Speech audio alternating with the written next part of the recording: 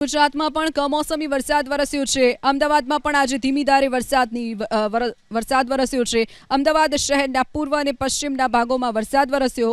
ઘાટલોડિયા, ચાંદલોડિયા, ગોતા સહિત ઉત્તર પશ્ચિમ ઝોનમાં 0.50 મિલીમીટર વરસાદ નોંધાયો તો સરખેજ, જોધપુર, બોપલ, મક્તમપુરા સહિતના વિસ્તારોમાં પણ વરસાદ નોંધાયો। દક્ષિણ પશ્ચિમ ઝોનમાં 0.50 મિલીમીટર વરસાદ નોંધાયો, જ્યારે પશ્ચિમ ઝોનમાં 0.64 મિલીમીટર વરસાદ વરસ્યો। વડોદરાની વાત કરીએ તો વડોદરામાં સુસવાટાભેર પવન સાથે વરસાદ વરસ્યો।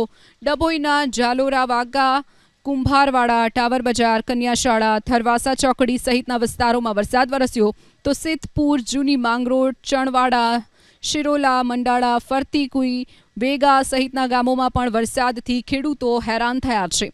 વડોદરાનું શિનોર પંથકમાં પણ વરસાદ વરસ્યો। શિનોર, સુરસાડા, મીઢોળ, સાધલી, ઉતરાજ, અવાખલ, કુકસ, ટિમ્બરવા, સેગવા સહિતના પંથકમાં પણ વરસાદ વરસ્યો છે।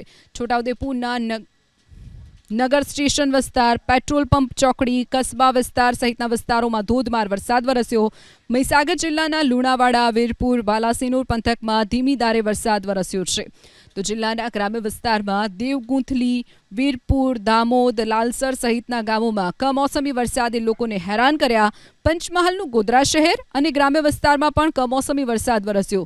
ગોધરા તાલુકાના વાવડી, વેગનપુર, ટુવા, ટીંબા, શિવપુરી, કાકણપુર, અંબાલી, બગીડોર, ડોક્ટરના મુવાડા, પરવાડી સહિતના ગામોમાં પણ જોરદાર વરસાદી ઝાપટા નોંધાયા છે।